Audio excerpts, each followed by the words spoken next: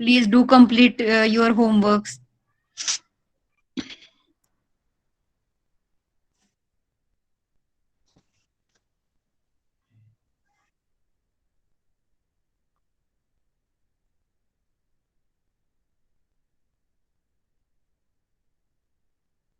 Okay, most of the students have joined. So let's move on.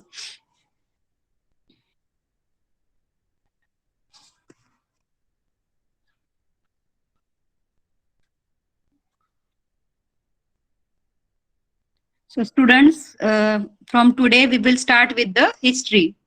Okay, remaining part of our history syllabus. Okay.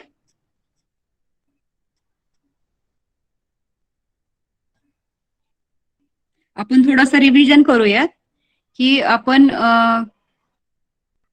या term मध्ये काय काय lesson learn केले होते.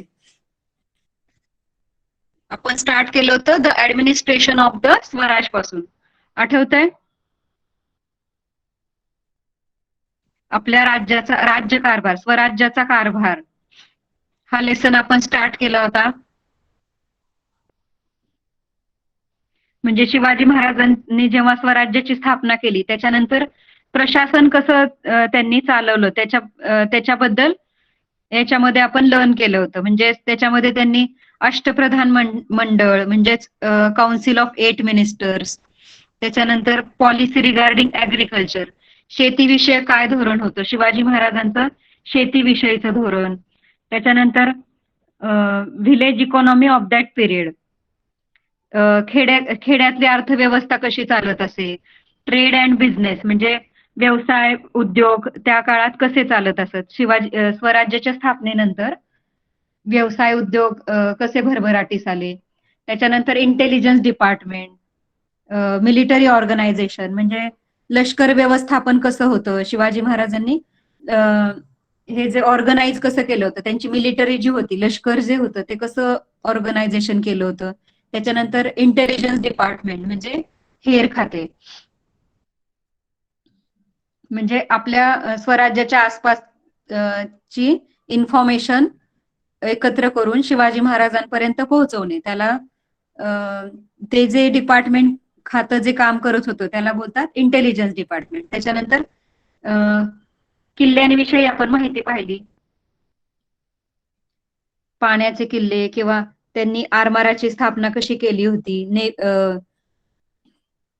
Navy, C fort, समुद्री किल्ले, जमिनीवरचे किल्ले, असे वेगवेगळ्या प्रकारचे किल्ल्यांची माहिती आपण पाहिली होती.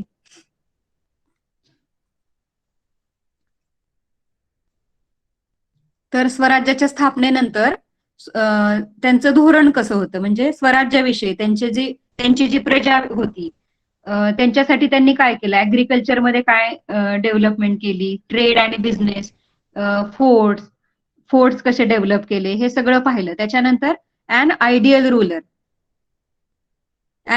रुलर मध्ये काय होतं की फक्त शिवाजी महाराजांनी स्वराज्याची स्थापनाच केली किंवा लढायाच केले याच्यातच ते हुशार होते असं नाही, तर ऍडमिनिस्ट्रेशन सुद्धा त्यांनी खूप व्यवस्थितपणे सांभाळलं, स्वराज्याचं सुराज्य निर्माण केलं, ते जनतेची कशी काळजी घेत, त्याच्यानंतर त्यांचे ऑर्गनायझेशनल स्किल म्हणजे त्यांच्या लिडरशिप क्वालिटीज कशा होत्या, नेतृत्व कौशल्य कसं होतं त्यांचं, त्याचसोबत ते जनतेची कशी काळजी घेत, पॉलिसी रिगार्डिंग आर्मी विषयीचं म्हणजे त्यांच्या सैन्याविषयी त्यांचं धोरण कसं होतं, सहिष्णुतेचं धोरण कसं होतं, पॉलिसी ऑफ टॉलरन्स म्हणजे आपल्या स्वधर्मासोबतच हिंदू धर्मासोबतच ते दुसरे जे धर्म होते मुस्लिम वगैरे त्यांचे जे घरची प्लेसेस होते त्याच्या बद्दल सुद्धा त्यांना तेवढाच रिस्पेक्ट होता. त्याचनंतर आपण पाहिलं की होली कुराण जर कुठे सापडलं तर ते विथ रेव्हरन्स म्हणजे विथ रिस्पेक्ट ते मुस्लिमांना परत करत. तर इन्स्पिरेशन फॉर फ्रीडम म्हणजे ते बाकीच्या राजांना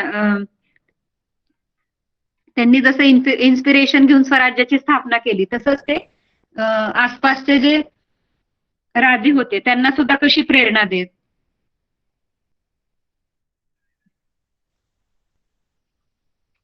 त्याच्यानंतर ग्रेटनेस ऑफ महाराज वर्क, म्हणजे ह्या लेसन मध्ये काय आहे ऍक्च्युली, की आयडियल रूलर, एक आदर्श राज्यकर्ता कसे होते ते थोडंसं त्यांनी सांगितलेलं आहे, की लढाई किंवा हा हा किल्ला जिंकला, तो किल्ला जिंकला, हे लढाईचा पार्ट आपण पाहिला. त्याच्यानंतर स्वराज्याची स्थापना झाली. स्वराज्याच्या स्थापनेनंतर त्यांचं स्वराज्याविषयीचं धोरण कसं होतं.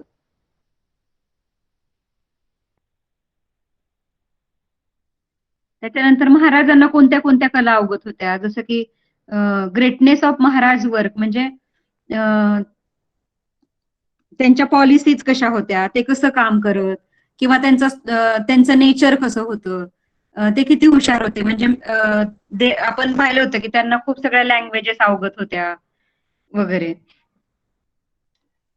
किंवा मग त्यांचं इन्व्हायरमेंट विषयी धोरण कसं होतं, की फोर्टच्या आजूबाजूला त्यांनी खूप सगळे झाडं लावले होते, व्हेजिटेबल प्लांटेशन केलं होतं.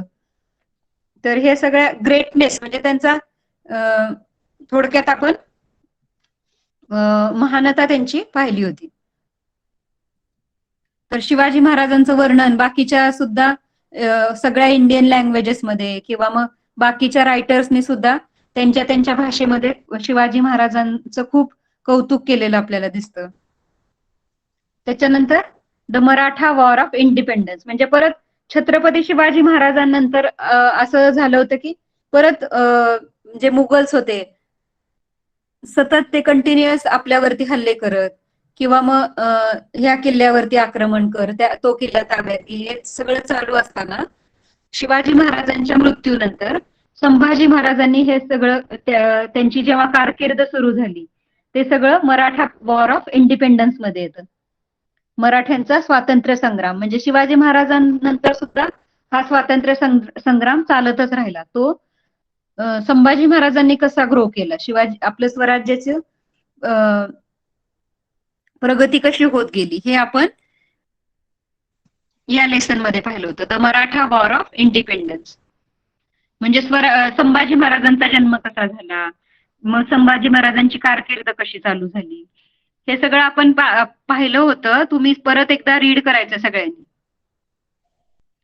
Please revise it again so you can understand very clearly. नाहीतर आपला जो गॅप झालेला आहे मध्ये त्याच्यामुळे काय होईल, आता नेक्स्ट लेसन तुम्हाला टफ जाईल समजायला.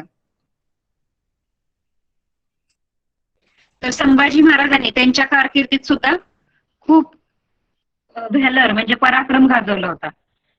जसं की सिद्दीच्या अगेन्स्ट त्यांनी कॅम्पेन केलं, Portuguese campaign against Portuguese, the end of Adilshahi आणि अँड कुतुबशाही, आदिलशाही आणि कुतुबशाहीचा शेवट कसा झाला, म्हणजे औरंगजेबा कसा होता, पॉवरफुल होता, त्याने काय केलं, आदिलशाह आणि कुतुबशाहीला जिंकून घेतलं होतं. पण तरी सुद्धा संभाजी महाराजांनी सुद्धा औरंगजेबावरती सुद्धा विजय मिळवला होता. त्यानंतर संभाजी महाराजांचं प्रशासन कसं होतं, ऍडमिनिस्ट्रेशन ऑफ संभाजी महाराज, म्हणजे ते प्रशासन व्यवस्था म्हणजे त्यांचा राज्यकारभार कसा सांभाळत, जनतेची कशी काळजी घेत, त्याविषयी थोडंसं संभाजी महाराजांविषयी आपल्याला ह्या लेसन मध्ये समजतं. त्याच्यानंतर संभाजी महाराजांचा मृत्यू कसा झाला, फारच लवकर त्यांचा मृत्यू झाला होता. तर संभाजी महाराजांचा मृत्यू कसा झाला,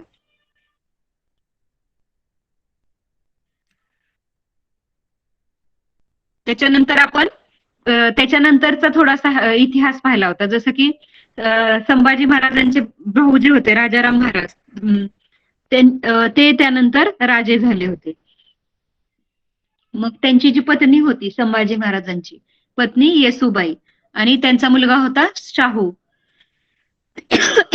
तर त्यांच्या ऍक्च्युली त्यांचा जो शाहू हा मुलगा होता त्याला ऍक्च्युली ती गादी मिळायला पाहिजे होती संभाजी महाराजांची. पण त्यांनी काय केलं, येसुबाईंनी काय केलं, संभाजी महाराजांचा जो लहान भाऊ होता त्यांना राजा बनवलं. म्हणजे ह्या एवढ्या थोर होत्या आणि त्यांच्यात सुद्धा येसुबाईंमध्ये सुद्धा खूप नेतृत्व गुण होते.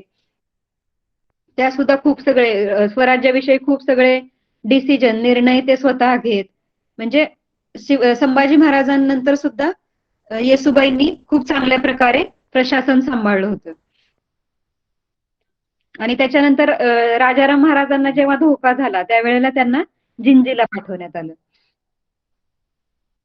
येसुबाईंनी काय केलं? जिंजीला पाठवलं राजाराम महाराजांना. त्याच्यानंतर मराठ्यांमध्ये काही हालचाली चालू झाल्या. औरंगजेबाला कसं मात करायची, कसं कॉन्क्वेअर करायचं यासाठी हालचाली चालू झाल्या मराठ्यांमध्ये. मग त्यात राजाराम महाराजांची महत्वाची भूमिका होती. त्याचं या इकडे दिले बघा, ह्या पॅराग्राफ मध्ये राजाराम महाराजांनी काय काय कामगिरी केली त्याबद्दल सगळं दिलेलं आहे. त्याच्यानंतर महाराणी ताराबाई विषयी आपण थोडंसं पाहिलं होतं. राजाराम महाराजांची जी पत्नी होती महाराणी ताराबाई, त्यांनी सुद्धा खूप पराक्रम गाजवला होता. Maharani Tarabai, as intelligent and knowledgeable woman. Her management of the army and administration had won renown even during the rule of husband.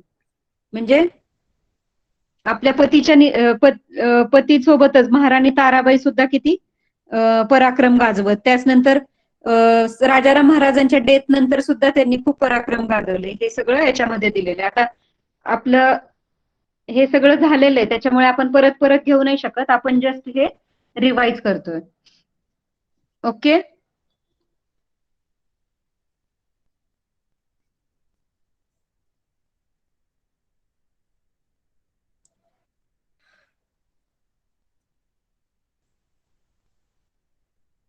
त्याच्यानंतर नेक्स्ट लेसन लर्न केलेलं आपण the expansion of Maratha power, म्हणजे मराठ्यांचा हळूहळू विस्तार कसा होत गेला. फक्त महाराष्ट्रापुरतच स्वराज्य आता राहिला नव्हता, तर हळूहळू महाराष्ट्राबाहेर सुद्धा आपलं थोडं थोडं एक्सपान्शन होऊ लागलं होतं. मराठ्यांची पॉवरफुल सत्ता तिथे स्थापन होऊ लागली होती. आठवतंय का सगळ्यांना? थोडंफार तरी आठवतंय?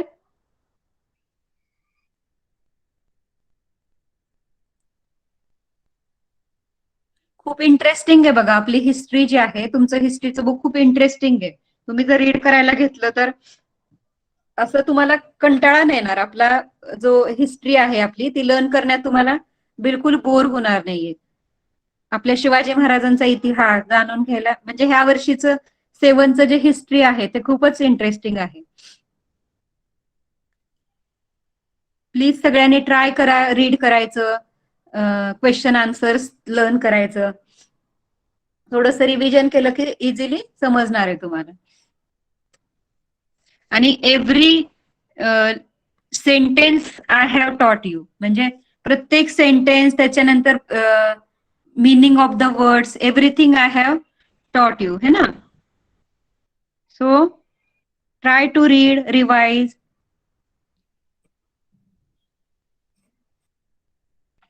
त्याच्यानंतर एक्सपान्शन ऑफ मराठा पॉवर मध्ये काय होतं, रिलीज ऑफ शाहू महाराज, म्हणजे शाहू महाराजांना जेव्हा बंदी बनवलं होतं मुघलांनी, त्याच्यानंतर त्यांना रिलीज करण्यात आलं.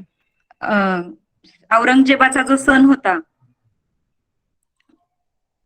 आझमशहा, त्याच्यात आणि औरंगजेबामध्ये थोडंसं कॉन्फ्लिक्ट होतं, तर त्याने काय केलं, शाहू महाराजांना रिलीज केलं. त्यांना काय वाटलं की इकडे राजाराम महाराज आणि शाहू महाराज, ताराबाई ना, ताराबाई आणि शाहू महाराजांमध्ये थोडंसं आर्ग्युमेंट, भांडणं लागतील, मग त्याच्या भांडणाचा फायदा घेऊन त्यांच्यात जे कॉन्फ्लिक्ट होणार आहे, ताराबाईंना काय वाटायचं की आता आपला जो मुलगा आहे तो राजा बनावा.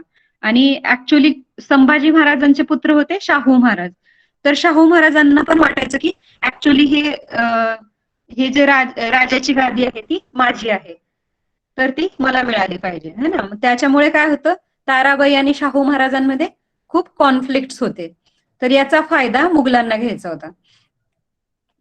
तर मग काय केलं त्यांनी, दोन ठिकाणी त्यांचा राज्याभिषेक झाला होता. कोरोनेशन जे आहे तर ते सातारा आणि कोल्हापूर अशा दोन साईडला झालं होतं. पन्हाळ्याला त्यांनी शिवाजी टू म्हणजे ताराबाईंचे जे पुत्र होते त्यांचा राज्याभिषेक केला. आणि साताऱ्याला आणि साताऱ्याला ह्यांनी केला शाहू महाराजांनी. तर असे दोन ठिकाणी आपली म्हणजे काय म्हणतो आपण, दोन राजा बनले होते त्यावेळेला.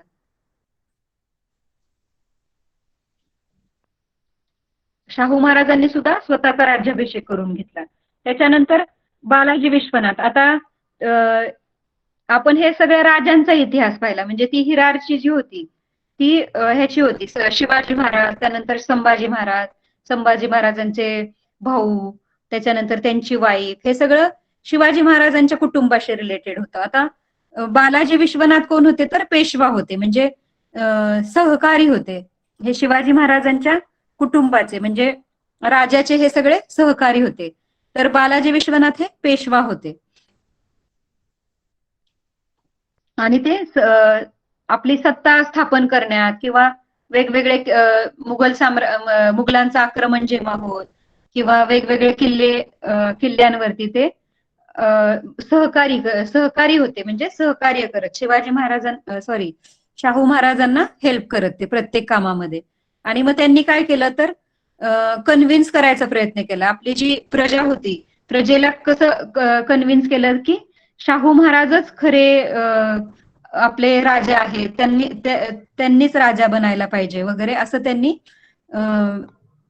लोकांना कन्व्हिन्स करायचा प्रयत्न केला. लोकांनाच त्याचसोबत त्यांचे जे कान्होजी आंग्रे वगैरे सहकारी होते त्यांना कन्व्हिन्स करायचा प्रयत्न केला की Shahu Maharaj was the right person for that swaraj, है ना. ते देन चौथाई अँड सरदेशमुखी राईट्स त्यांनी आपल्याकडे मिळवले. त्यांनी माळवा प्रांतामध्ये कशी कामगिरी केली. त्याच्यानंतर त्यांच्या डेथ नंतर बाजीराव वन, त्यांचे जे पुत्र होते बाजीराव फर्स्ट, ते अपॉइंट झाले ऍज अ पेशवा, ते अपॉइंट झाले. त्याच्यानंतर त्यांची कामगिरी आपण पाहिली, बाजीराव फर्स्ट यांची. त्यांनी भोपाळची लढाई केली, त्याच्यानंतर पोर्तुगीजांना हरवलं, आणि त्याच्यानंतर डेथ ऑफ बाजीराव, म्हणजे बाजीरावांचा सुद्धा शेवट झाला.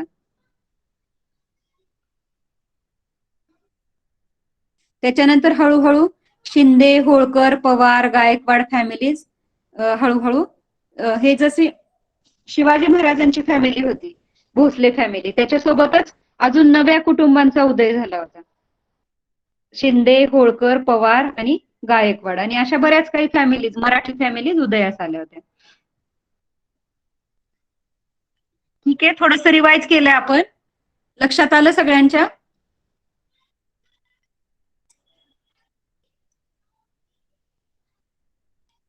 आतापर्यंत जे लेसन लर्न केले ते आपण थोडेसे रिवाइज केले, म्हणजे आता तुम्हाला नेक्स्ट लेसन समजायला इझी जाईल. Maratha the protectors of the nation, म्हणजे आपल्या देशाचे संरक्षक होते. मराठा कोण होते?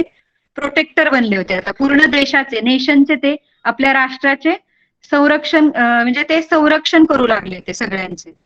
जसं की मराठा हे महाराष्ट्रापुरतेच मर्यादित नव्हते, तर आता महाराष्ट्राबाहेर जाऊन सुद्धा ते सगळ्यांना हेल्प करू लागले. बाकीच्या राजांची बाकीचे राजे सुद्धा मुघलांपासून वाचवण्यासाठी मराठ्यांची हेल्प घेऊ लागले. अशा प्रकारे ते प्रोटेक्टर्स बनले होते. पूर्ण नेशनचे ते आता प्रोटेक्टर्स बनले होते.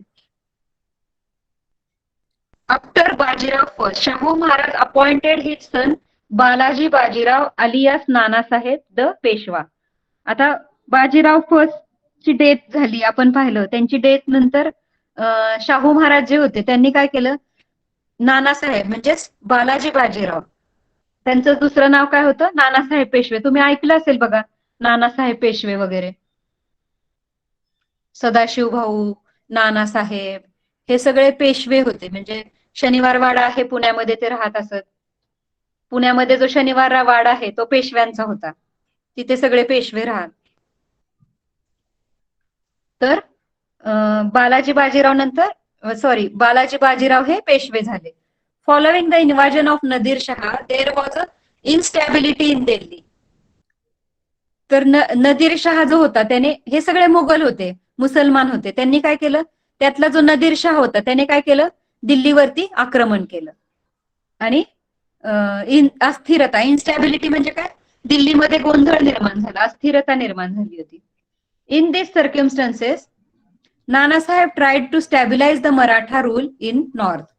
तर अशा परिस्थितीमध्ये नानासाहेबांनी काय केलं, मराठ्यांची जी सत्ता आहे उत्तरेकडची, तिला स्टॅबिलाइज करायचा प्रयत्न केला. म्हणजे दिल्लीला जो अस्थिरता निर्माण झाली होती ती थोडी शांत करायचा प्रयत्न केला. Ahmad Shah Abdali posed a challenge to the Marathas at Panipat. We shall learn about these developments in this chapter. तर पानिपतची लढाई कशी झाली? आदमशहा अब्दालीने पानिपतमध्ये तो शिरला आणि तिथे मराठ्यांना त्याने चॅलेंज केलं होतं, युद्धासाठी चॅलेंज केलं होतं. तर पानिपतची मोठी लढाई झाली होती बघा. बऱ्याचशा मूवीज पण आहेत पानिपतच्या लढाईवरती, बऱ्याचशा मूवीज पण आहेत, तुम्ही पाहू शकता त्या.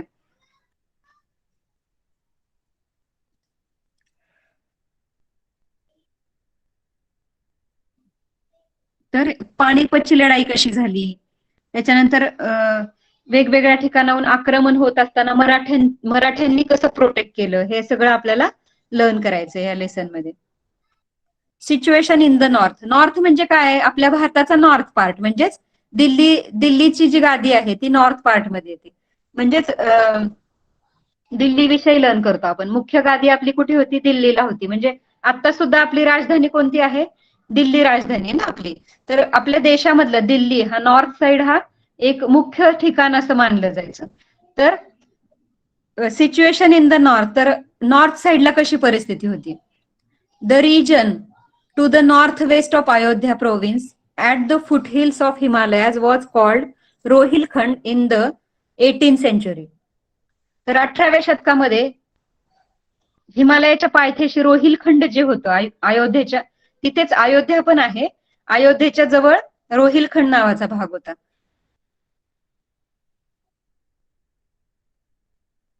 The Pathans who had migrated from Afghanistan had settled in this region. तर रोहिलखंडला पठाण जे होते ते सेटल झाले, अफगाणिस्तानातून आले आणि आपल्या भारतामध्ये पठाण येऊन तिथे सेटल झाले. They were known as Rohillas. त्यांनाच काय बोललं जातं? रोहिलाज बोललं जातं. बघा आता आपल्या भारतामध्ये वेगवेगळ्या ठिकाणाहून हे मुघल जे पूर्वीपासून येऊन राहिले ते, म्हणूनच आपल्या भारतामध्ये काय वेगवेगळ्या धर्माचे, जाती धर्माचे लोक एकत्र राहतात. कारण की ते इतिहासात पूर्वीपासून येऊन आपल्या इथे कब्जा करून राहिलेले आहेत. मग ते हळूहळू ते इथलेच भारताचेच बनून गेले, है ना. भारताने पण त्यांना, म्हणजे हिंदू लोकांनी सुद्धा त्यांना आपल्यामध्ये सामावून घेतलं आणि ते आपल्यामध्ये राहू लागले. जसं बाकीच्या कंट्रीजमध्ये कसं असतं, एकच धर्म असतो, ख्रिश्चन हा एकच धर्म मानला जातो किंवा अजून कुठला धर्म असेल त्यांचा, तर तो एकच प्रकारचे लोक असतात. तसं आपल्या भारतामध्ये कसं आहे, वेगवेगळ्या ठिकाणाहून येऊन आपल्या इथे सेटल झालेले आणि त्यांना काय बोललं जातं? रोहिलाज. रोहिलखंड मध्ये राहायचे म्हणून Rohillas. The Rohillas had wrought havoc in the Doab region of Ganga and Yamuna rivers. तर रोहिलाजने काय केलं? रॉट हॅवॉक म्हणजे धुमाकूळ घातला होता, म्हणजेच गोंधळ घातला होता तिथे. ऍक्च्युली ते काय बाहेरून आले आणि कब्जा करायचा होता त्यांना. मग दुसरीकडून येऊन ते काय करणार? गोंधळच घालणार ना, लढाई करणार, तिथल्या लोकांना त्रास देणार. तर त्या रिजन मधल्या लोकांना त्यांनी, गंगा यमुना या काठच्या लोकांना त्रास द्यायला सुरुवात केली होती. कारण की त्यांना तिथे आपलं लिडरशिप निर्माण करायची असते, वर्चस्व स्थापन करायचं असतं, म्हणून ते काय करतात, अशा प्रकारचे ते हे करायला लागतात, त्रास द्यायला लागतात लोकांना. The nawab of Ayodhya invited the Marathas to subdue the Rohillas. तर अयोध्येचे जे नवाब होते त्यांनी काय केलं? मराठ्यांना इन्व्हाइट केलं की रोहिल्लाजला हरवण्यासाठी. The Maratha chastised the Rohillas. आणि मराठ्यांनी सुद्धा ऍग्री केलं आणि रोहिल्यांसोबत संघर्ष करायचं ठरवलं. Okay, understood.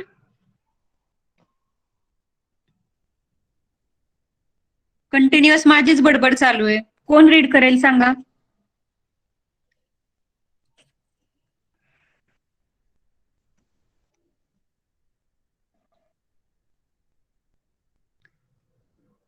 Tejal. Yes teacher. पुढचं पार्ट वाच.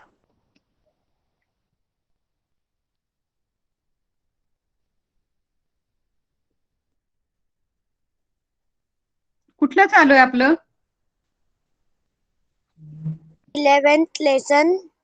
हम्म.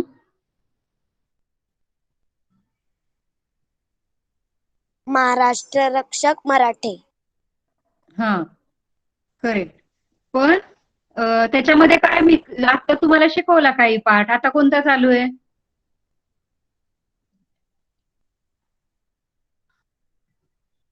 अफगाणी लक्ष संघर्ष. लक्ष आहे का तुझं? Okay, correct. Conflict with the Afghans, अफगाणांशी संघर्ष. ओके, रीड कर तो पाठ. अफगाणिस्ता बादशाह मोहम्मद शाहला अब्दाली याला साला भारतातील संपत्तीचे आकर्षण होते. इसवी सन 1751 मध्ये त्याने पंजाबवर आक्रमण केले. या काळात मुघल प्रदेशात अंधाधुंदी निर्माण झाली होती. त्यामुळे मुघलांचा अब्दालीच्या आक्रमणाची भीती होती. या परिस्थितीत आपल्याला संरक्षणासाठी मराठ्यांची मदत घेणे यांना आवश्यक वाटले. बादशाहला मराठ्यांचे शौर्य आणि प्रामाणिकपणा यांची खात्री पटली होती. दिल्लीच्या रक्षणात मराठ्यांच्या एवढी दुसरी समर्थ सत्ताही नव्हती. त्यामुळे बादशाहने इसवी सन 1752 च्या एप्रिल महिन्यात मराठ्यांशी एक करार केला. मराठ्यांनी या करारानुसार रोहिले, जाट, राजपूत,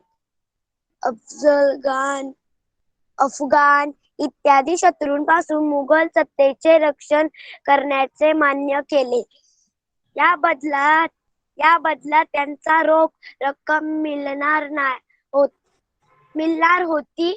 शिवाय पंजाब, मुघलस्थान, राजपुताना, सिंध, रोहिलखंड या भागातून चौथाई वसूल करण्याचे हक्क त्यांना मिळाले. तसेच अजमेर आणि आग्रा या प्रांतांची सुभेदारी घेण्यात आली. या ओके ओके ओके ओके, आपण समजून घेऊ पहिले.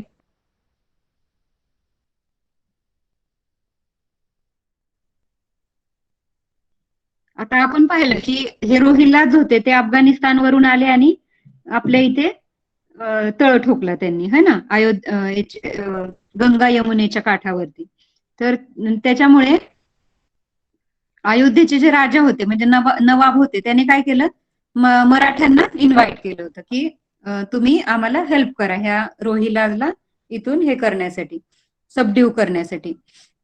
Ahmad Shah Abdali, the ruler of Afghanistan, was attracted by the riches of India.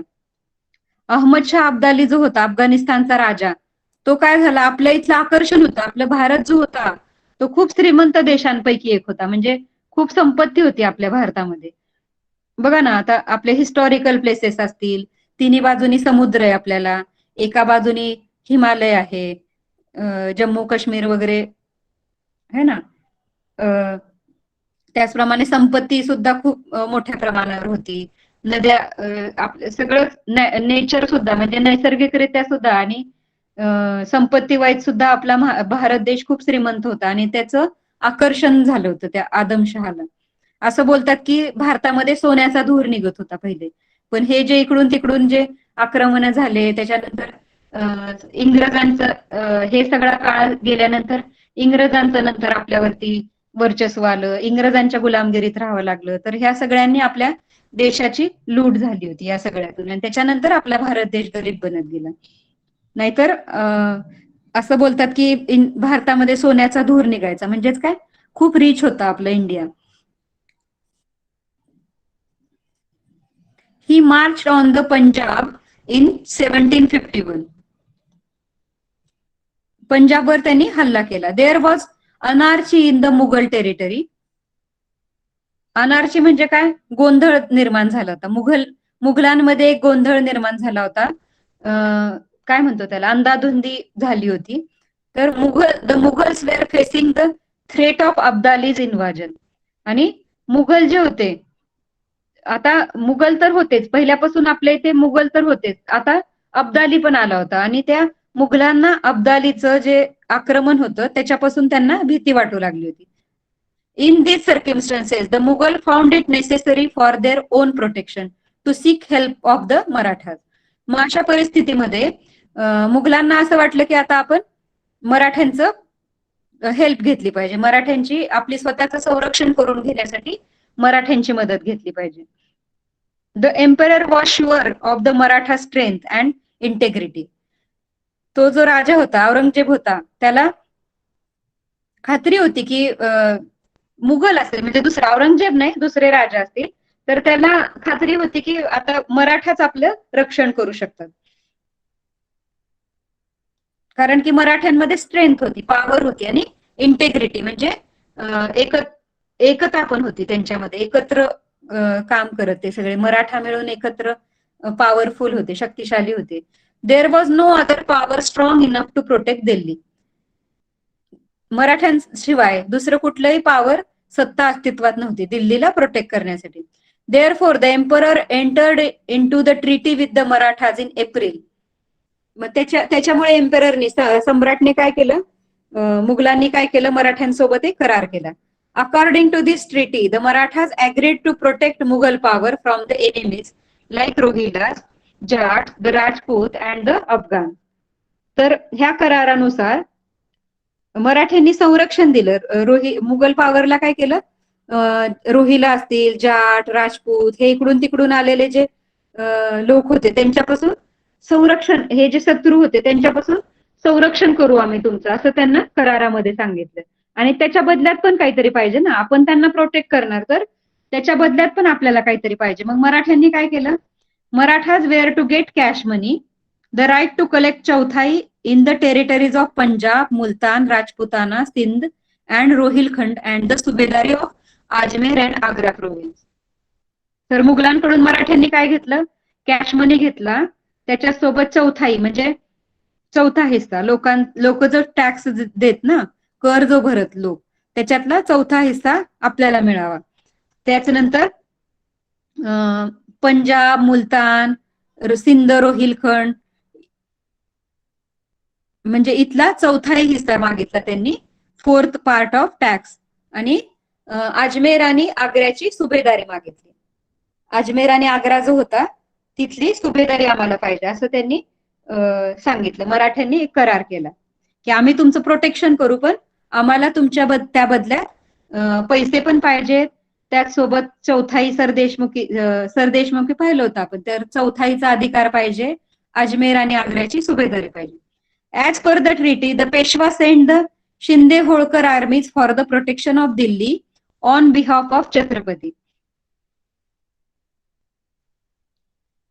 तर ह्या करारानुसार पेशव्यांनी काय केलं, शिंदे होळकर जे सैन्य होतं, शिंदे होळकरांच्या सैन्याला दिल्लीच्या प्रोटेक्शनसाठी पाठवलं. म्हणजे आता छत्रपतीला डायरेक्टली राजाला जाणं तर शक्य नाहीये, त्याच्यामुळे त्यांनी काय केलं, त्यांचे जे सैन्य होतं शिंदे होळकर त्यांना दिल्लीच्या संरक्षणासाठी पाठवलं. म्हणजे राजा आता इकडचा कारभार बघणार महाराष्ट्रातला का दिल्लीला जाणार, म्हणून त्यांनी काय केलं, शिंदे होळकर आर्मीला प्रोटेक्शनसाठी पाठवलं. Then when Abdali learned that the Marathas were marching to Delhi, he went back to his country. मग तो जो अब्दाली होता तो घाबरला. जेव्हा मराठा आपल्याकडे अटॅक करण्यासाठी येत आहेत असं लक्षात आलं त्याच्या, तेव्हा तो परत फिरला, त्याच्या देशामध्ये तो परत गेला. Because of threat of Abdali was thus thwarted due to Marathas. म्हणजे मराठ्यांमुळे अब्दालीची जी भीती बसली होती सगळ्यांना ती संपली. The emperor gave them chauthai rights to the Mughal सुभाष. एम्पररने मग ट्रीटीनुसार जे ठरलं होतं चौथाई राईट्स अधिकार द्यायचे ते दिले. दीज सुभाष included Kabul, Kandahar and Peshawar. Though the Subhas were previously a part of the Mughal Empire, No, they were part of Abdali's Afghanistan. पण आता असं जरी आपल्या भारतामधले जरी असले हे पार्ट, म्हणजे हे सुभाष जे होते त्यांनी जे सांगितले काबूल, कंदाहार, अफगाणिस्तानची राजधानी आहे बघा काबूल, तर काबूल, कंदाहार, पेशवार हे जरी मुघलांच्या एम्पायर मध्ये असले तरी आता ते कुठे आहेत? अफगाणिस्तानमध्ये आहेत. ते अफगाणिस्तानचा भाग झालाय. नंतर जसं स्वातंत्र्य मिळाल्यानंतर जसं आपण आपल्याला जम्मू काश्मीर झालं, भारताची फाळणी झाली, तसं मग त्यावेळेला पण असं घडलं असणार आहे की काबूल, कंदाहार, पेशवार हे भाग जे आहेत ते भारताकडून तिकडे गेले, अफगाणिस्तानमध्ये गेले. As per the treaty it was a duty of Marathas to win the सुभाष back from Abdali and annex them to the Mughal empire. मग करारानुसार मराठ्यांची ड्युटी होती की हे सुभाष जे होते, जे अफगाणिस्तानला मिळाले होते, काबूल, कंदाहार वगैरे, ते आपल्या भारताला जोडण्यात यावेत. Abdali however wanted to bring under Afghan control the region up to Punjab. पण अब्दालीला काय होतं, पंजाब पर्यंतचा रिजन आपल्या ताब्यात घ्यायचा होता. So a conflict between Marathas and Abdali was eminent and inevitable. त्याच्यामुळे संघर्ष तर होणारच होता, युद्ध तर होणारच होतं. अब्दालीला काय करायचं होतं, आपला भाग काबीज करायचा होता, आणि मराठ्यांना काय करायचं होतं, जे हे सुभाष जे आहेत ते आपल्यामध्ये इन्क्लूड करायचे होते. त्यामुळे इमिनंट अँड इनव्हिटेबल म्हणजे काय, अटळ होतं. आता त्यांच्यातलं युद्ध, संघर्ष होणं अटळ होतं दोघांमध्ये.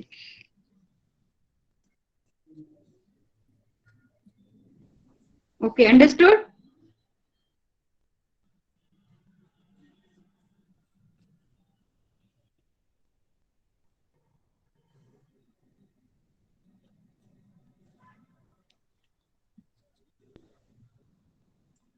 सो काय लर्न केलं आपण, तर हे अफगाणी जे आले होते आपल्या इथे, रोहिलाच बोलतात त्यांना, पठाण होते ते, आणि ते आपल्या इथे आले. म्हणजे अफगाणिस्तानवरून ते डाव रिजन मध्ये आले है ना, गंगा यमुनेच्या. तर मग मुघलांना त्यांची भीती वाटू लागली, अब्दालीच्या आक्रमणाची त्यांना भीती वाटू लागली. म्हणून मग त्याने काय केलं, मराठ्यांची मदत घ्यायचं ठरवलं. आणि मराठ्यांनी काय केलं, करारानुसार एक करार केला. त्याच्या बदल्यात आम्ही तुम्हाला प्रोटेक्ट करू, पण त्याच्या बदल्यात मग कॅश मनी, चौथाई चौथाई राईट्स, देन सुभेदारी, अजमेर आग्रा सुभेदारी, असा करार झाला त्यांच्यामध्ये. आणि त्याच्यानंतर अब्दालीला पंजाब पर्यंत आपला रिजन काबीज करायचा होता, आणि मराठ्यांना त्यांचं एम्पायर जे होतं काबूल, कंदहार, ते आपल्यामध्ये इन्क्लूड करायचे होते. ह्याच्यामध्ये त्यांच्यामध्ये आता संघर्ष निर्माण झाला होता. Raghunathrao, brother of the Peshwa Nanasaheb. आता इथे ना खाली ह्यांची हेरारशी दिलेली आहे बघा, फॅमिली ट्री दिलेला आहे पेशव्यांचा.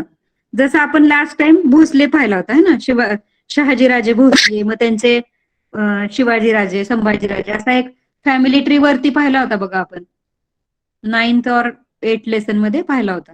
तर इथे आता आपण पेशव्यांविषयी लर्न करतोय, म्हणून पेशव्यांचा फॅमिली ट्री दिलेला आहे. तर पहिले होते बालाजी विश्वनाथ पासून चालू झालं होतं है ना, राजाराम महाराजांनी बालाजी विश्वनाथांना ऍज अ पेशवा हायर केलं होतं. त्याच्यानंतर त्यांचे पुत्र बाजीराव, त्याच्यानंतर नानासाहेब आले, नानासाहेब पेशवा बनले. आता नानासाहेबांचे भाऊ रघुनाथरावांविषयी आपण लर्न करणार आहे. नानासाहेबांना किती भाऊ होते? 4 भाऊ होते. बाजीरावांचे पुत्र हे 4 होते. ते पुत्र कोण होते? नानासाहेब, रामचंद्र, रघुनाथराव आणि जनार्दन. आणि चिमाजी अप्पा, बाजीरावांचे भाऊ होते जे चिमाजी अप्पा, त्यांचा सुद्धा थोडासा पार्ट आपल्याला येतोय लेसन मध्ये. तर चिमाजी अप्पांचे भाऊ होते सदाशिवराव भाऊ, त्यांचे पुत्र होते, त्यांना एकच पुत्र होता. बाजीराव फर्स्टला 4 पुत्र होते आणि चिमाजी अप्पांना 1 पुत्र होता. नानासाहेब, रामचंद्र, रघुनाथराव आणि जनार्दन. त्यातल्या बालाजी नानासाहेबांना परत 4 पुत्र झाले. रामचंद्रांना काही पुत्र दिसत नाहीयेत. रघुनाथरावांना 1 पुत्र झाला, आणि जनार्दनला सुद्धा काही दिसत नाहीये, पुढची त्यांची जी हेरिडिटी नाही दिसत आहे. त्याच्यानंतर सदाशिवराव भाऊ यांना सुद्धा त्यांची सुद्धा पुढची नाही दाखवलेली फॅमिली ट्री. तर नानासाहेबांचे 4 पुत्र दाखवलेत. विश्वासराव, माधवराव, यशवंतराव आणि नारायणराव. आणि रघुनाथरावांचे बाजीराव टू. तेच नावं परत रिपीट होत बघा त्यांच्यामध्ये. पूर्वी कसं होतं, आपल्याच आजोबांचं ग्रँडफादर किंवा ग्रँडफादर यांचं नाव परत आपल्या मुलांना दिलं जायचं.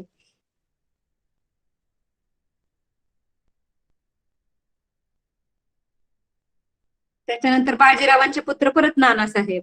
है ना, म्हणजे आजोबांचं नाव परत त्यांनी दिलं होतं. बाजीराव सेकंड जे होते त्यांच्या मुलाला परत नानासाहेब हे नाव होतं. त्याच्यानंतर नानासाहेबांचे 4 पुत्र, विश्वासराव, माधवराव, यशवंतराव, नारायणराव. नारायणरावांचे पुत्र परत सवाई माधवराव. अजूनही ती पिढी चालू आहे, म्हणजे पण ते फॅमिली ट्री त्या काळचा त्यांनी फॅमिली ट्री दिलाय, असं नाहीये की संपली. शिवाजी महाराजांची सुद्धा आहेच अजून ना, कुठले तरी ते मंत्री आहेत ना, आमदार, मला आता नाव नाही येते त्यांचं, कुठले तरी भोसले. शिवाजी महाराजांची पुढची पिढी अजूनही अस्तित्वात आहे, तसंच पेशव्यांची सुद्धा अस्तित्वात आहे.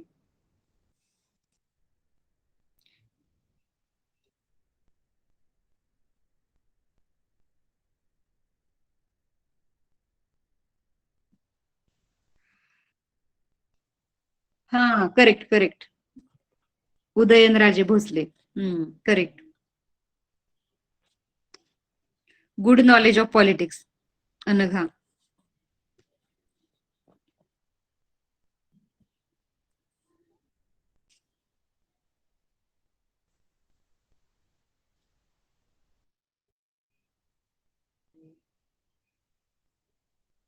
बघा, हा पुढचा बराचसा पार्ट आपला बॅटल ऑफ पानिपत त्यांनी सांगितलेला आहे.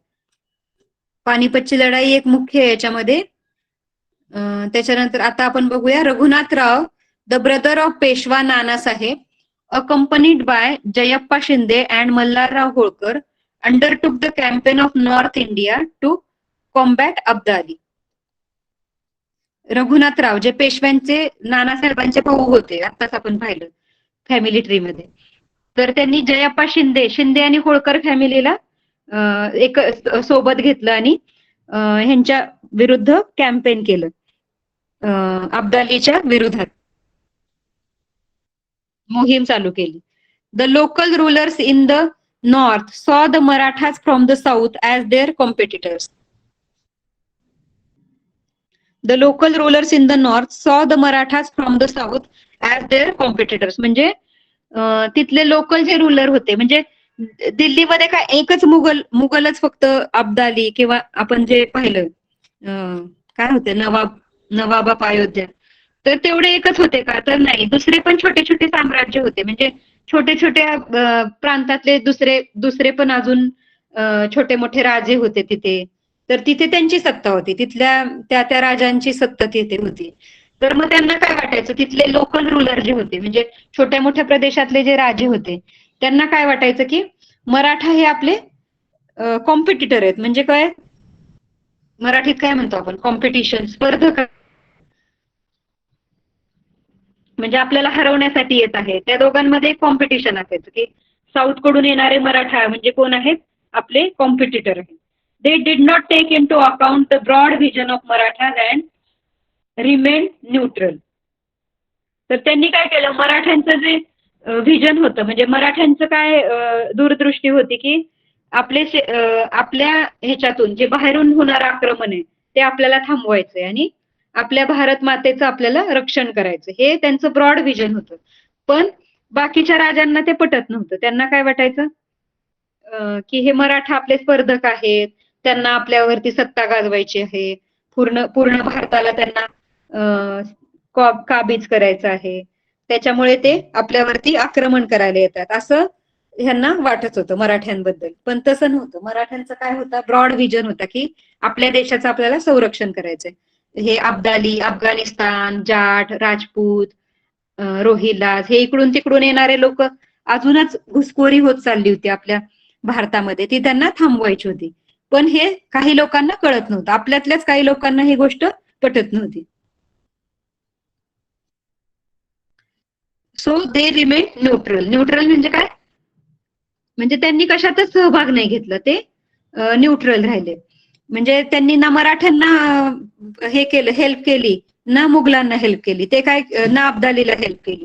ते कसे राहिले? न्यूट्रल राहिले. त्यांनी जास्त लक्ष घातलं नाही. Offering no help to the Marathas, मराठ्यांना त्यांनी हेल्पच नाही केली. They did not like the Maratha supremacy and interventions in Delhi court. त्यांना मराठ्यांची जी सुप्रीमसी होती, वर्चस्व होतं, आणि दिल्ली कोर्टामधलं म्हणजे दिल्लीमधलं जे इंटरव्हेन्शन जे व्हायचे म्हणजे हस्तक्षेप होता दिल्लीतला, तो त्यांना अजिबात मान्य नव्हता. ह्या दुसरे जे लोकल राजे होते तिथले, त्यांना अजिबात मान्य नव्हता.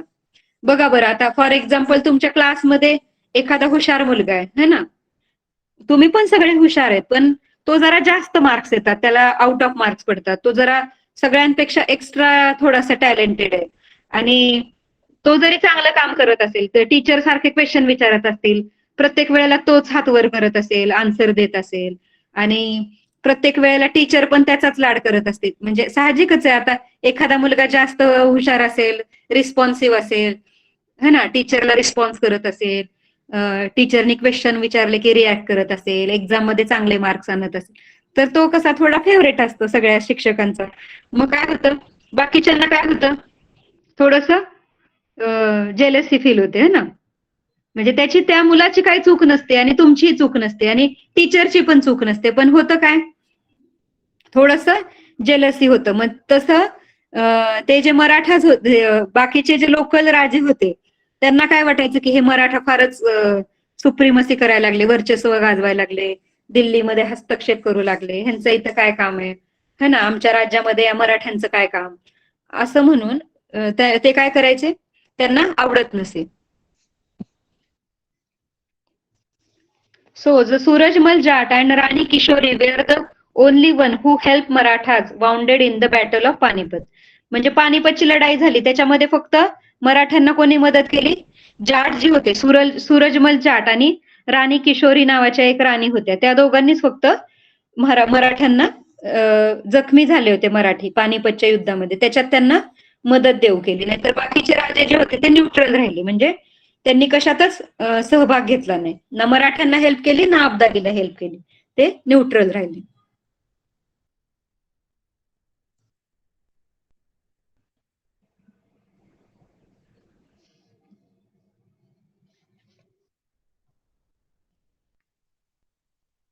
ओके, सो अंडरस्टूड स्टुडंट्स, इथपर्यंत समजलं का?